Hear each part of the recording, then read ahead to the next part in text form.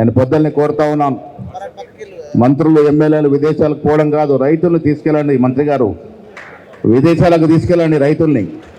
కొంతమంది సెలెక్టెడ్ రైతుల్ని విదేశాలకు తీసుకెళ్ళి అక్కడ కూడా పరిజ్ఞానం ఇచ్చే ప్రయత్నం చేయాల్సిందిగా, అది మీ వల్లే అవుతున్నటువంటి మాట కూడా సందర్భంగా మనవి చేస్తా ఉన్నా.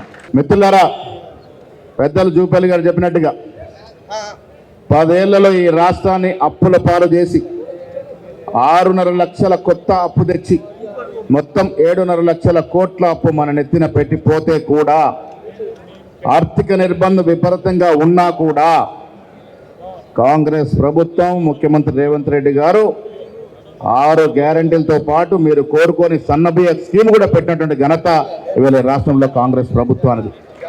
బీద ప్రజలు కూడా ధనికుల వల్లే సన్నబియ్యం తినాలి, ఫైన్ క్వాలిటీ రైస్ తినాలని ఉత్తమ్ కుమార్ రెడ్డి గారు ప్రణాళిక రచించి ఇవాళ సన్నబియ్యాన్ని ఇస్తున్నటువంటి సందర్భం.